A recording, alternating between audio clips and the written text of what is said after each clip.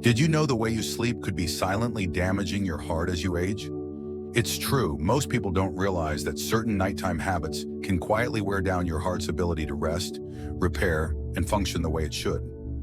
In this video, we're going to look at 6 common sleeping habits that may seem harmless, but could actually be increasing your risk of heart trouble in your 60s, 70s, and beyond. From posture to timing to temperature, each of these habits can influence your blood pressure, breathing, and heart rhythm while you sleep without you even realizing it. Stay tuned until the end because we're not just identifying the problem. We're going to explore why these habits matter, what's going on inside your body when they take place, and what small changes you can make to protect your heart while you sleep. If you've been waking up tired, feeling foggy during the day, or wondering why your heart feels like it's working overtime, this video is especially for you. Sometimes the answer isn't what you're doing during the day, but what's happening while you sleep at night. Let's get started. Number 1, sleeping on your back with your head too elevated. Many people prefer to sleep on their backs, and in some cases, it can actually be beneficial for spine alignment.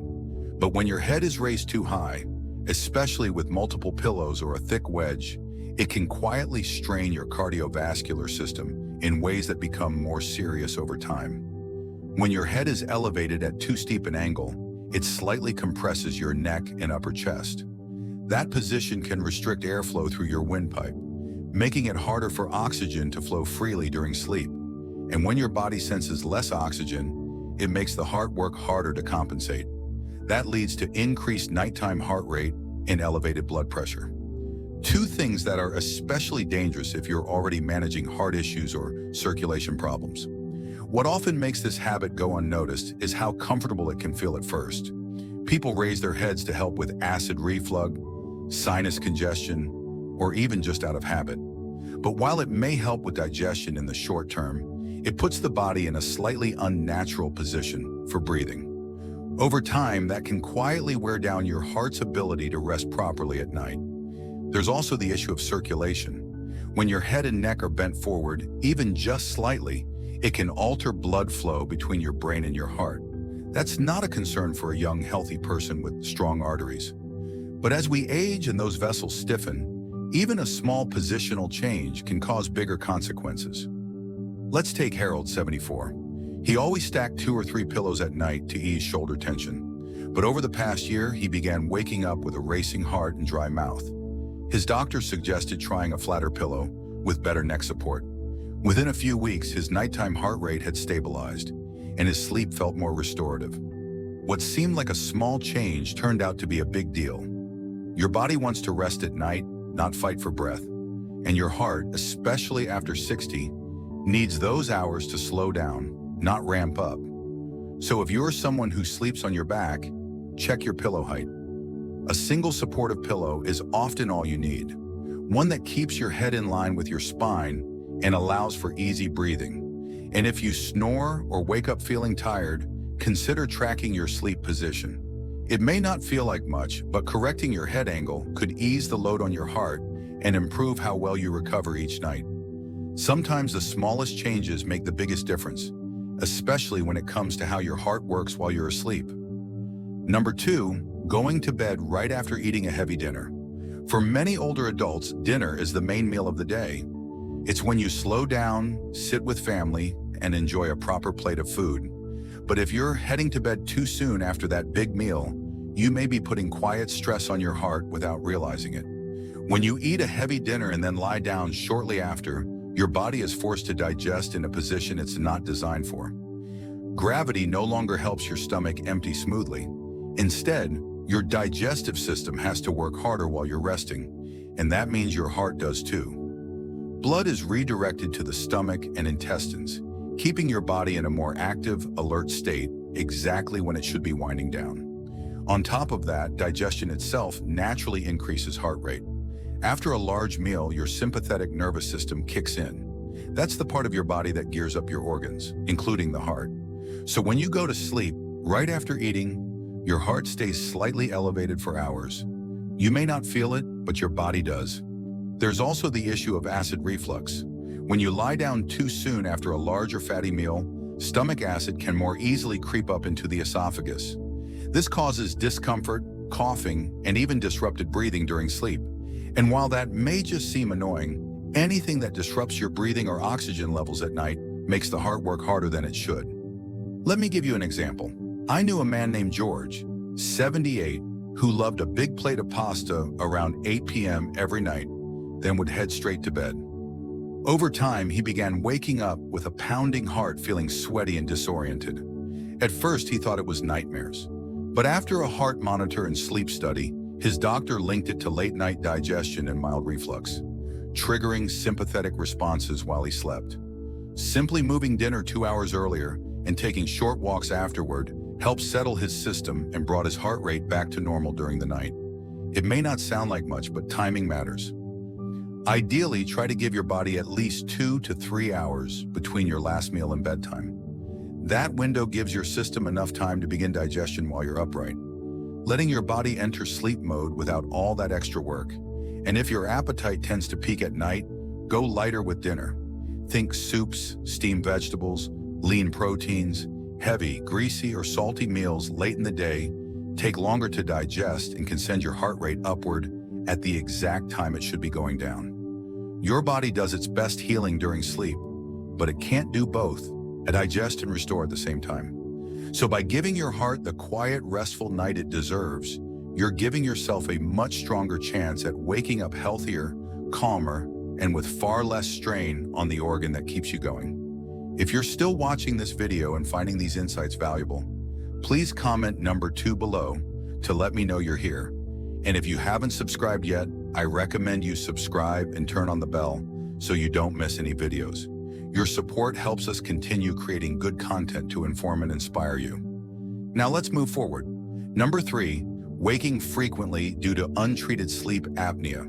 One of the most damaging things that can happen to your heart during sleep is something many people don't even know: they have sleep apnea. And if you're over 60 and waking up multiple times a night, gasping, snorting, or feeling short of breath, you might be experiencing it without realizing what it is. Sleep apnea is a condition where your airway becomes partially or fully blocked during sleep. When this happens, your body momentarily stops breathing.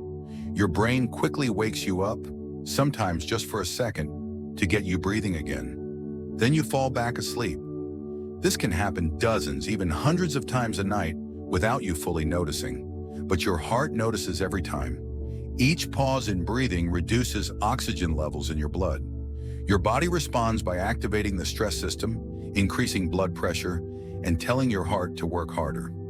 Over time, this repetitive stress damages your cardiovascular system. It can lead to arrhythmias, high blood pressure, thickened heart walls, and a higher risk of stroke or heart failure. What makes it even more dangerous is that many people assume their poor sleep is just part of aging. They blame it on stress or say they're just light sleepers. But if you're snoring loudly, waking up gasping, or feeling exhausted during the day, even after a full night in bed, those are red flags that shouldn't be ignored. Let me share a story. Linda, AAD 76, had been feeling tired for years. She thought it was just part of getting older, but her daughter noticed she would fall asleep in the middle of conversations and would snore loudly at night. After a simple sleep study, she was diagnosed with moderate sleep apnea. Once she began treatment with a CPAP machine, a small device that keeps her airway open, her daytime energy returned, and her blood pressure dropped by almost 20 points within weeks. Sleep apnea doesn't always look dramatic. It doesn't always come with loud gas or big awakenings. Sometimes it's just waking up more than you used to, tossing and turning, or getting up to use the bathroom several times a night. But behind the scenes, your heart is working overtime to keep you safe through every oxygen drop and restart. And it doesn't take long for this kind of stress to add up. The heart needs deep, consistent rest to repair itself from the work it does during the day. But when sleep is constantly interrupted, even if you don't fully wake up, your heart never gets the downtime it needs. The good news, sleep apnea is treatable, and in many cases it can be caught early through a simple overnight test at home.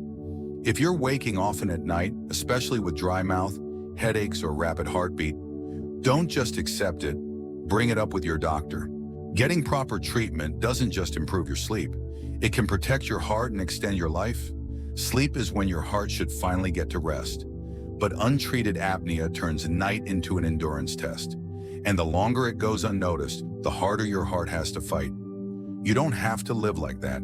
You deserve a night that gives your body what it truly needs: peace, oxygen, and uninterrupted repair. Number 4, using alcohol to fall asleep. Many people over 60 enjoy a glass of wine or a nightcap before bed. It feels relaxing, even comforting. For some, it seems to help them fall asleep faster. But what most people don't realize is that alcohol, especially in the evening, can quietly disrupt your heart's ability to rest, putting long-term strain on your cardiovascular system. Here's how it works. While alcohol might make you feel drowsy at first, it actually interferes with the second half of your sleep cycle. As your body metabolizes the alcohol, your sleep becomes lighter, more fragmented, and less restorative. This is when your heart should be slowing down and recovering, but instead it ends up working harder. Alcohol also raises your heart rate throughout the night. It suppresses deep sleep and REM cycles, the exact stages where your heart rate naturally lowers and your body enters recovery mode. When those stages are disrupted, your blood pressure stays elevated, your nervous system remains on edge, and your heart never fully powers down. Let me give you an example. I once spoke with a man named Calvin, 72, who had started having palpitations at night. He'd have a drink or two to help him fall asleep, thinking it was harmless. But his overnight heart monitor told a different story.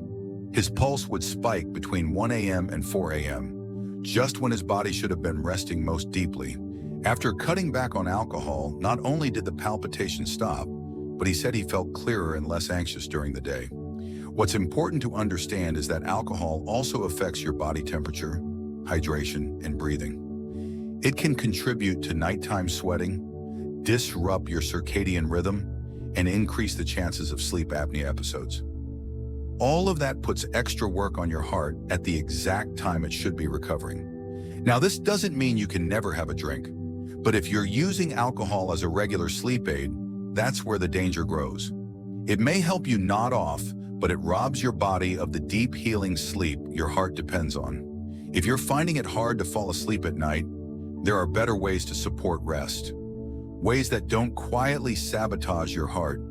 Try a warm shower, light stretching, gentle breathing exercises, or a consistent wind-in routine. These won't just help you fall asleep, they'll help you stay asleep, which is what your heart truly needs. Because the real goal isn't just drifting off, it's staying in that deep, healing sleep long enough for your body to repair. And when alcohol gets in the way of that, your heart ends up paying the price, even if you don't feel it right away. If you're still watching this video and finding these insights valuable, please comment number 4 below to let me know you're here. And if you haven't subscribed yet, I recommend you subscribe and turn on the bell so you don't miss any videos. Your support helps us continue creating good content to inform and inspire you. Now let's move forward. Number 5, sleeping in a very warm room. There's something comforting about a cozy, warm bedroom, especially on cold nights. But as we age, sleeping in a room that's too warm can quietly increase the strain on our heart. What feels soothing to the body at first can actually disturb your internal systems throughout the night. And most people don't even realize it's happening. During sleep, your core body temperature naturally drops. This drop is part of what helps signal to your brain that it's time to rest.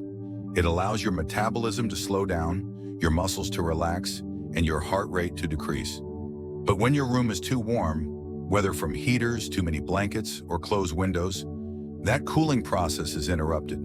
Your body ends up working harder to shed heat, which keeps your heart slightly more active than it should be. And here's where it gets serious. That small, continuous effort to regulate your temperature can raise your heart rate and blood pressure during the night, both of which can prevent your cardiovascular system from entering true rest mode. You may not wake up in a sweat, but your sleep will be lighter, less restorative, and harder on your heart. There's also the issue of hydration. Warm rooms, especially in the winter when heaters are running, tend to dry out the air. This leads to drier nasal passages, mouth breathing, and even mild dehydration, all of which can increase nighttime heart rate and reduce oxygen flow. And for older adults, even mild dehydration can affect blood thickness and circulation, quietly burdening the heart. Let me tell you about Susan, age 81. She always kept her bedroom around 75 degrees, bundled in heavy pajamas and multiple blankets. She thought she was just staying comfortable, but she often woke up groggy with headaches and a slight feeling of pressure in her chest. Her doctor suggested lowering the thermostat to 65 and switching to a lighter blanket. Within a week, her sleep became deeper, and she said she felt 5 years younger in the mornings.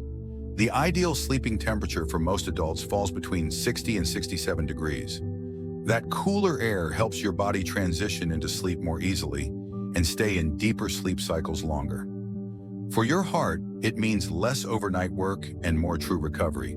So if you've been keeping your room warmer to stay cozy, just try easing the temperature down a bit. Crack a window for airflow. Use layers you can remove instead of piling on heat. Your heart, your breathing, and your brain will all benefit from that slight drop in nighttime temperature. Because when your bedroom works with your body, not against it, your heart can finally get the break it's been waiting for all day. Number 6, maintaining irregular sleep-wake times. As we grow older, the rhythms of our body become more essential to our health than ever before. One of the most important of these rhythms is the circadian rhythm, the natural internal process that regulates the sleep-wake cycle and repeats roughly every 24 hours. Disrupting this rhythm by keeping irregular sleep-wake times can quietly take a toll on your health, particularly your heart. Even if you believe you're getting a sufficient number of hours of sleep each night, the inconsistency in timing could be undermining many of the benefits you expect from sleep. You see, sleep is not just a passive state where your body shuts down for the night.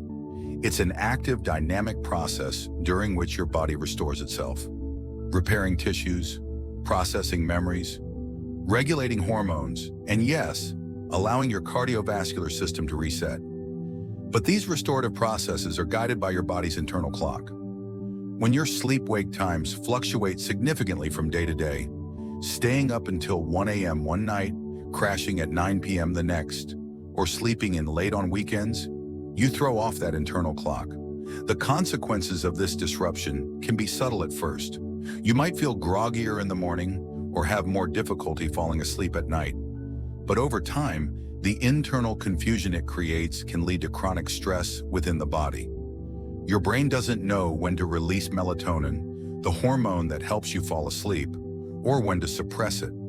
Likewise, cortisol, the stress hormone that should peak in the early morning to help wake you up, may remain elevated at night, keeping your heart rate higher than it should be when you're trying to rest. When cortisol and other stress-related hormones spike at irregular times, your heart rate and blood pressure can become misaligned with your actual activities, such as sleep or waking. The heart, which depends on rhythm and predictability to function efficiently, begins to operate under strain. Instead of enjoying the slower heart rate and lower blood pressure associated with deep, restorative sleep, your cardiovascular system might remain in a state of mild alertness, like idling with your foot on the gas. And this is not just theory, it's backed by science. Studies have shown that people with inconsistent sleep patterns are more likely to suffer from high blood pressure, increased heart rate variability, insulin resistance, and even increased risk for cardiovascular disease. These issues can arise even if their total hours of sleep are technically within the recommended range. The heart loves consistency. Consider the example of Walter, an 80-year-old retiree who had recently started experiencing frequent heart palpitations. With his newfound free time, Walter allowed his sleep schedule to shift from night to night. Some evenings he'd stay up late watching baseball or reading. Other nights he'd be in bed by 9:30 p.m. His wake-up times varied even more, sometimes rising with the sun, and other times sleeping in until late morning. Though Walter was sleeping an average of 7 to 8 hours per night, he never felt truly rested. His heart seemed to race at odd times, and he found himself becoming fatigued in the afternoons. His doctor suggested one simple change: stick to a consistent bedtime and wake time, ideally within the same 1-hour window every day, including weekends. Walter was skeptical at first, but he gave it a try. Within 2 weeks, the changes were noticeable. Walter's palpitations decreased. He woke up feeling more refreshed, and a wearable heart monitor showed smoother, healthier nighttime heart rate patterns. The secret wasn't in medications or complex interventions. It was in consistency. Why timing matters more than you think. Many people underestimate how critical the timing of sleep is. They think, as long as I get 7 to 8 hours, I'm fine. But it's not just the quantity, it's the regularity that your body craves. Your internal clock doesn't simply track how long you sleep. It also needs to know when that sleep happens to regulate important biological functions, like hormone release, metabolism, and heart activity. Think of your body like a well-tuned orchestra. Every system, from your digestion to your immune function, follows a schedule. Sleep is the conductor of that orchestra, setting the pace and flow for the rest of your systems to follow. When the conductor arrives late or changes the tempo unpredictably, the rest of the orchestra falls out of sync. This internal dissonance leads to stress, physiological, hormonal, and emotional. How to reclaim your rhythm. So what can you do to maintain a healthy, consistent sleep-wake cycle? 1. Set a fixed bedtime and wake time.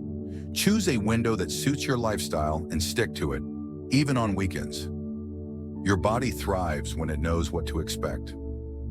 2. Establish a gentle evening routine. Wind down with calming activities like reading, light stretching, or listening to soft music. Avoid screens at least an hour before bed to prevent blue light from suppressing melatonin. 3. Get morning light exposure. Natural light in the early part of the day helps reset your circadian rhythm and promotes wakefulness. 5. Limit caffeine and alcohol in the evening. Both substances can interfere with your ability to fall and stay asleep. 5. Avoid long daytime naps.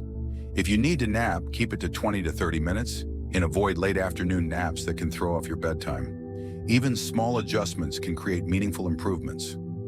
Just shifting your bedtime by 30 minutes earlier, or keeping it steady, can have a ripple effect on your heart and energy levels. Final thoughts.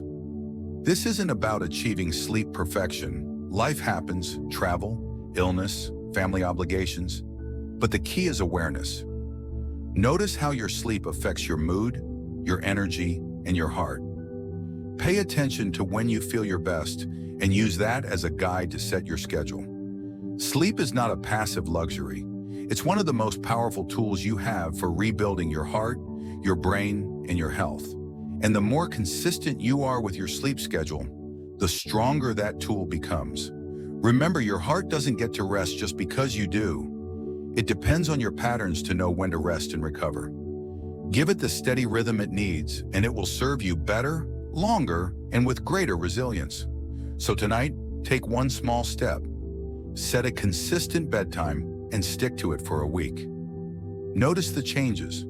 Your heart will thank you, not with words, but with steady, peaceful beats.